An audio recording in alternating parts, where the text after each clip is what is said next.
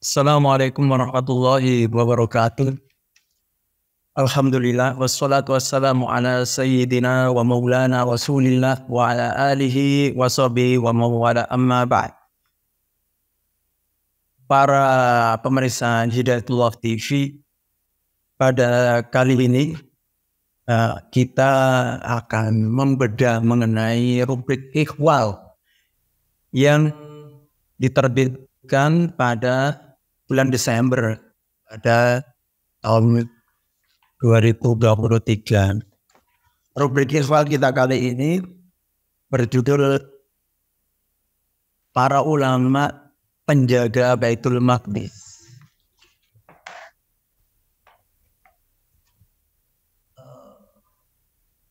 Jadi begini,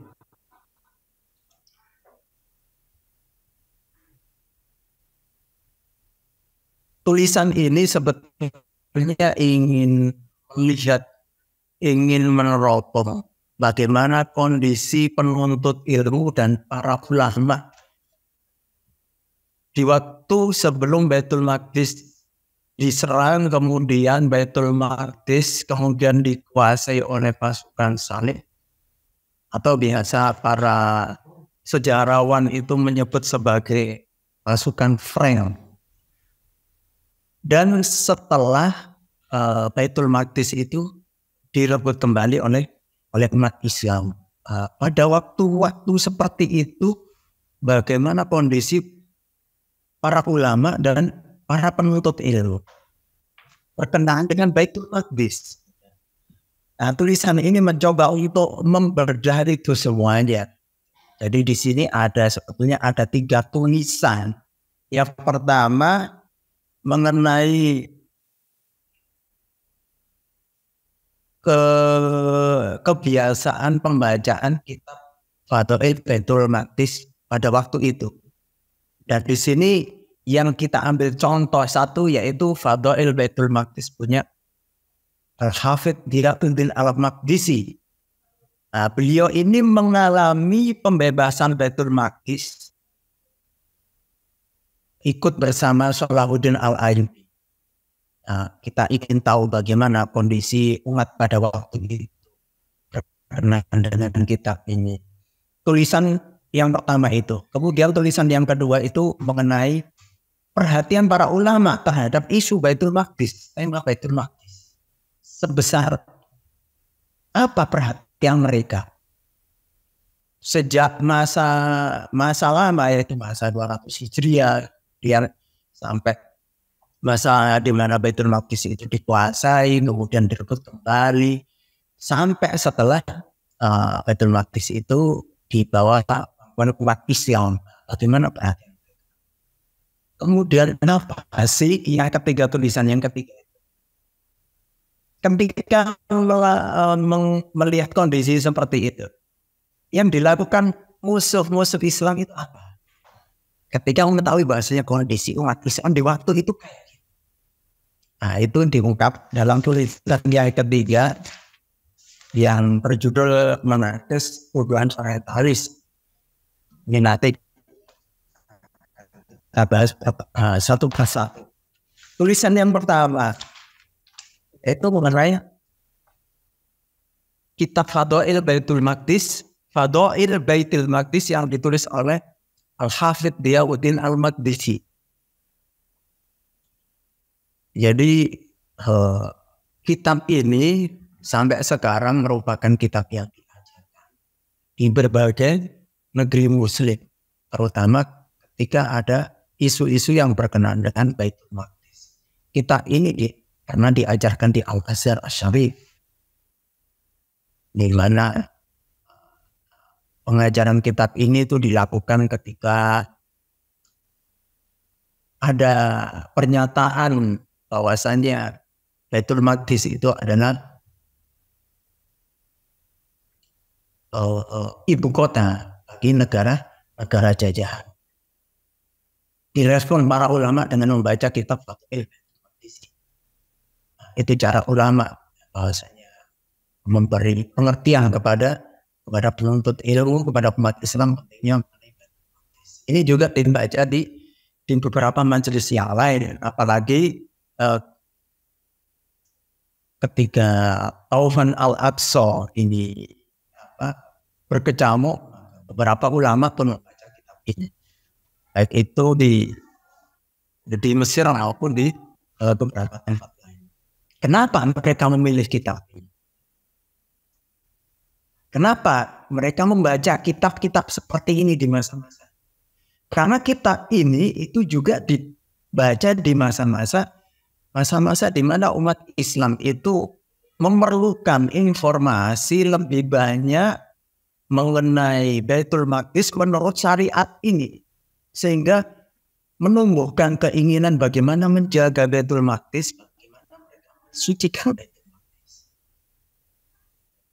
Baik, kita akan mencoba melihat bagaimana kondisi para ulama di waktu itu. Jadi kitab Fadhail Baitul Maqdis, kitabnya ini seperti ini, Fadhail Baitul Maqdis yang ditulis oleh Al-Hafidh Diauddin Al-Maqdisi. Pertama, kita kalau ingin mengetahui kitab itu tentunya mengetahui penulisnya, Al-Hafidh Diauddin Al-Maqdisi. Sebagaimana disebut Al-Maqdisi, berarti beliau awalnya dari Baitul Maqdis.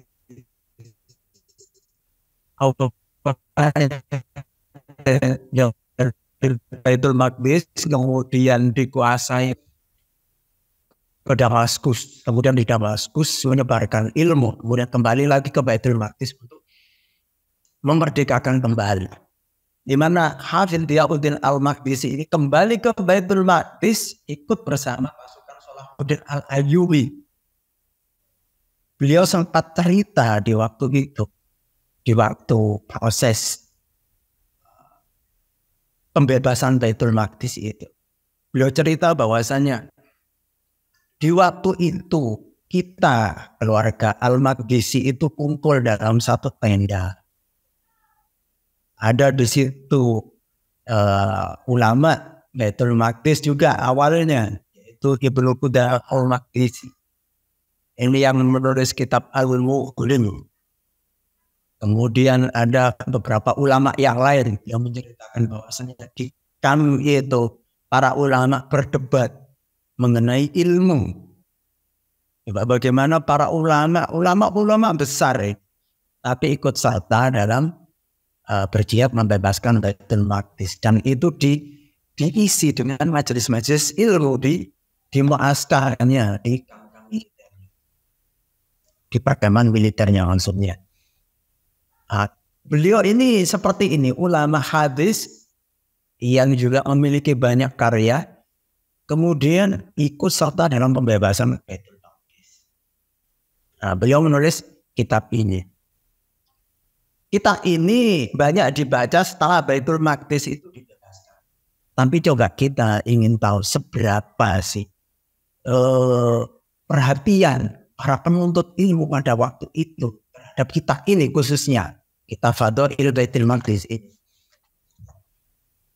Jadi kitab Fadhail Baitul Maqdis ini dibaca sampai 35 kali ketika penulisnya masih hidup. Jadi penulisnya masih hidup ini dihatamkan 35 kali. Setelah itu masih terus dibaca.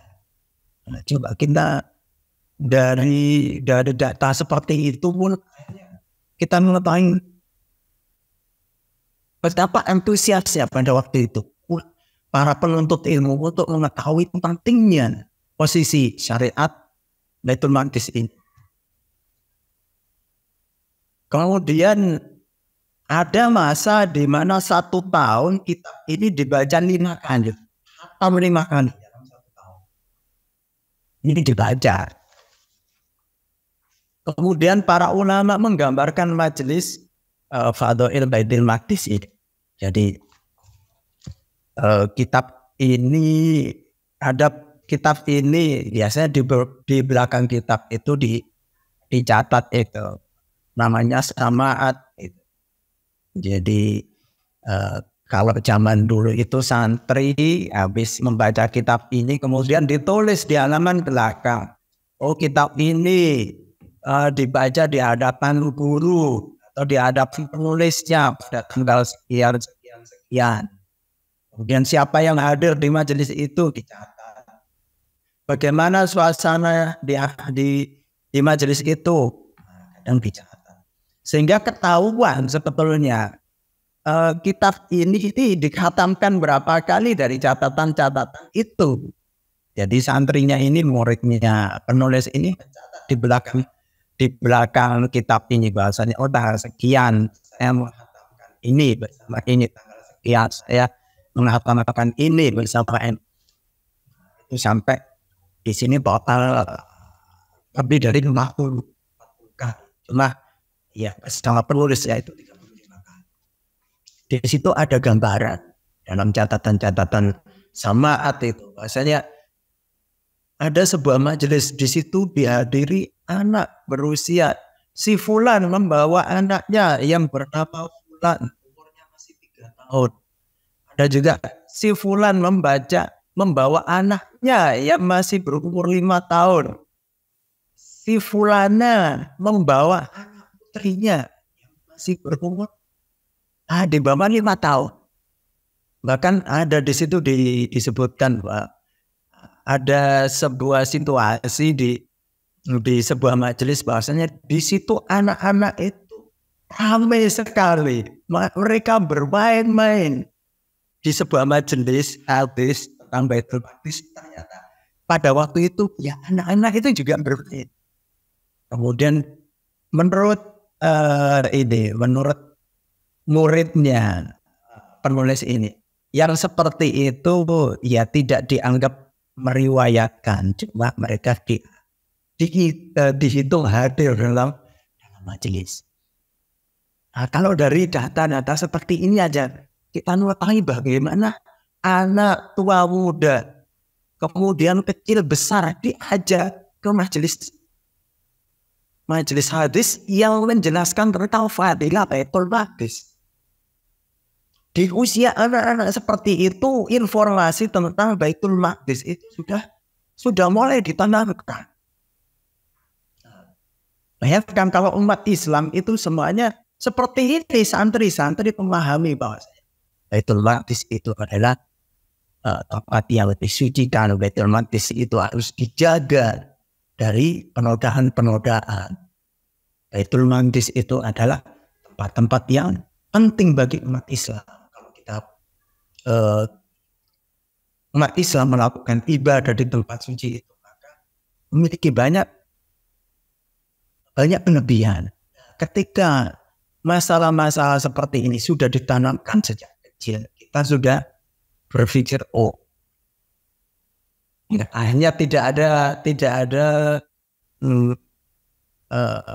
ada muncul kenapa kita harus membela Baitul Maqdis. Wong itu adanya di wilayah Arab, di tengah-tengah bangsa Arab, bangsa kita. Tidak akan ada muncul pernyataan seperti itu. Ini tentang kitab Fadail Baitul Maqdis yang tulisan pertama, yang ditulis oleh Al-Hafidh Diyauddin Al-Maqdisi. Nah, kemudian tulisan yang kedua, bagaimana sih secara karya-karya tentang Fadail Baitul Maqdis. Beberapa cendekiawan Muslim ada yang membukukan karya-karya mengenai Baitul Maqdis ini, Fadail Baitul Maqdis. Di situ ada yang menyebutkan ada sekitar 200 karya ulama yang membahas tentang Fadail Baitul Maqdis. Dan itu ditulis sejak 200 Hijriah sampai di masa-masa ini. Jadi ketika Baitul Maqdis berada di bawah kekuasaan umat Islam,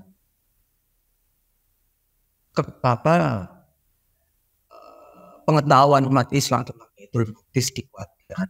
Begitu juga ketika Baitul Maqdis di bawah kekuasaan yang bernama Sayyidi.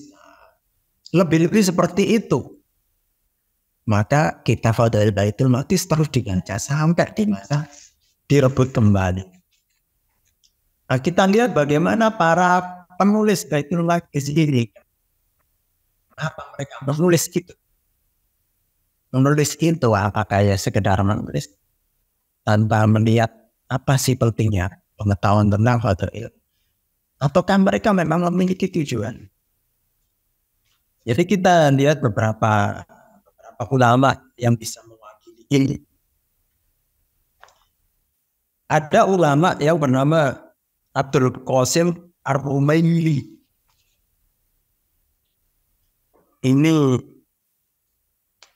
Ini seorang ulama yang lahir pada tahun 432 Hijriah. Tinggal di Baitul Maqdis. Ulama besar, beliau ulama hadis. Beliau menulis kitab tentang Fadail Baitul Maqdis. Dan menyampaikan kitab itu, meriwayatkan kitab itu, membuat majelis-majelis hadis tentang Fadail Baitul Maqdis. Dan di saat beliau hidup, pasukan salibis masuk menguasai Baitul Maqdis. Pasukan salibis tahu bahwasanya ini adalah ulama besar. Terutama beliau itu menatamkan ajaran-ajaran tentang pentingnya Baitul Maqdis. Apa yang dilakukan oleh pasukan salib? Pasukan salib itu ketika menangkap ulama ini, Rumaili, mereka mengulurkan kepada umat Islam, penguasa-penguasanya di seluruh Jazirah Arab. Wahai kalian penguasa, ulama kalian ini ada pada kita. Kalau kalian ingin ulama ini hidup dan bebas, kalian silakan tebus senilai 1000 dinar. Kalau tidak, maka kita akan bunuh dia. Pasukan salib menyerukan ini, tapi apa yang terjadi? Tidak ada yang respon. Sehingga ulama ini pun dibunuh. Dibunuhnya pun dengan cara dilempari batu sampai beliau syahid.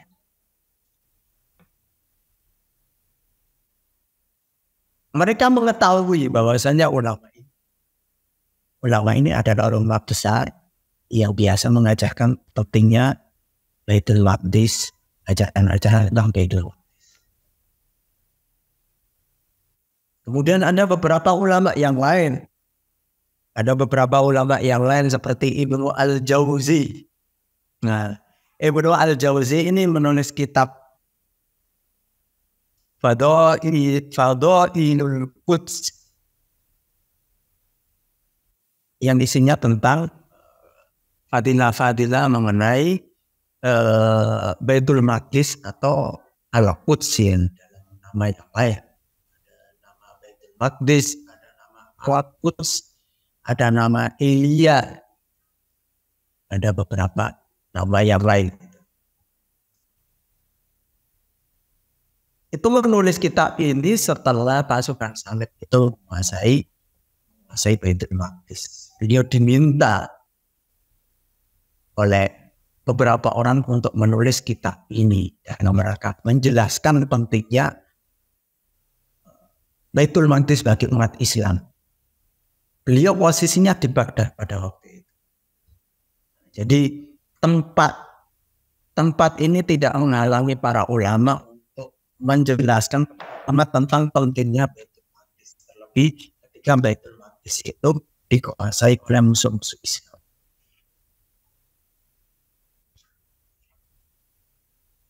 Ini juga ada ulama yang bernama Al-Wasiti. Al-Wasiti ini termasuk khatib di Masjid Al-Aqsa. Dia juga menulis kitab mengenai Fadail Baitul Maqdis. Dan beliau mengajarkan kitab itu pada waktu itu sebelum masuknya pasukan salib ke wilayah Baitul Maqdis dan untuk para ulama umat Islam di sana.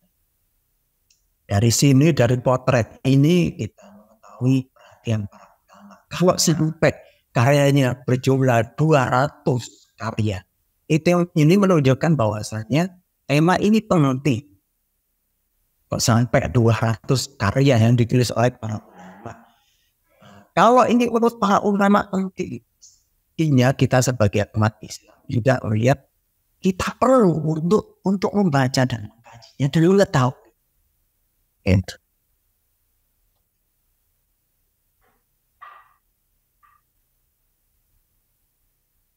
Ketika kondisi seperti ini ya, konklusi bahwasanya para ulama memahami bahwasanya pengetahuan tentang Baitul Maqdis itu penting diketahui umat Islam. Lebih-lebih ketika umat Islam itu lebih-lebih ketika Baitul Maqdis itu dihinakan, dinodai, kemudian diperlakukan tidak semestinya. Melihat pentingnya seperti ini. Kemudian bagaimana cara mereka untuk mengatasi hal seperti ini? Menyadarkan umat, yaitu dengan cara menyebarkan ilmu tentang Baitul Maqdis. Kita pun tentunya perlu meniru apa yang telah dilakukan oleh para ulama terdahulu, yaitu mengkaji kembali kitab-kitab dan musuh-musuh Islam pun paham bahwasanya salah satu kunci kemenangan umat Islam yaitu terletak di ilmu ini. Bagaimana mereka memiliki keyakinan bahwasanya Baitul Maqdis itu adalah milik umat Islam yang harus dijaga. Makanya apa yang mereka lakukan? Yang mereka lakukan adalah menjauhkan agar umat Islam jauh dari kitab-kitab ini. Mereka memahami itu bahwasanya kesadaran umat Islam itulah yang akan menumbuhkan bagaimana mereka ingin memiliki semangat untuk kembali membebaskan Baitul Maqdis. Maka itu harus dicegah. Dicegahnya bagaimana? Melalui pemikiran. Inilah rahasianya kenapa para orientalis itu banyak yang melakukan kajian terhadap kitab-kitab Fadail ini. Dari mereka ada yang memberi mukadimah dari kitab Fadail Baitul Maqdis punya Al-Wasiti yang tadi kita sebutkan. Mereka kasih itu mukadimah. Ada yang diterjemahkan dalam bahasa Prancis. Di situ banyak sekali para orientalis yang berkumpul di situ di tema Fadail Baitul Maqdis. Intinya apa yang mereka lakukan terhadap kitab-kitab ulama itu yang mereka lakukan di balik kata yang disebut penelitian atau studi manuskrip yang mereka lakukan yaitu menyelewengkan pemahaman umat Islam terhadap kitab-kitab. Pertama mungkin mereka akan menghalangi umat Islam agar tidak menyentuh kitab ini dengan menyebutkan bahwasanya kitab ini ditulis untuk kepentingan penguasa pada waktu itu. Penguasa pada waktu itu memiliki keinginan untuk memperluas wilayah. Mereka butuh nas-nas agama, nas-nas yang suci untuk mendukung cita-cita politik mereka. Nah, sehingga umat Islam akhirnya dengan argumen-argumen seperti ini mulai enggan untuk membaca kitab itu. Tapi ketika mereka membaca kitab itu, maka yang dilakukan adalah pembelokan pemahaman. Jadi mereka berusaha membelokkan bahwasanya yang dilakukan ini sebenarnya tidak ada hubungan dengan agama sama sekali. Banyak sekali kajian-kajian mereka yang dilakukan intinya adalah untuk menjauhkan umat Islam dari karya-karya. Nah, ketika tiga tema ini kita sudah membaca dan mengkajinya aja, kita mengetahui apa yang harus kita lakukan. Yang paling utama bagi umat Islam di seluruh belahan bumi yaitu memahami Baitul Maqdis dalam kacamata syariat, dan hal itulah yang menggerakkan kita bagaimana upaya kita untuk mensucikan Baitul Maqdis dan membebaskan kota tersebut dari penjajahan Zionis saat ini. Mudah-mudahan tiga tulisan ini bisa memberi inspirasi kepada kita semuanya apa yang harus kita lakukan ke depan untuk masyarakat keilmuan dan fadail. Mudah-mudahan bermanfaat. Mohon maaf kalau ada kekurangan. Wassalamualaikum warahmatullahi wabarakatuh.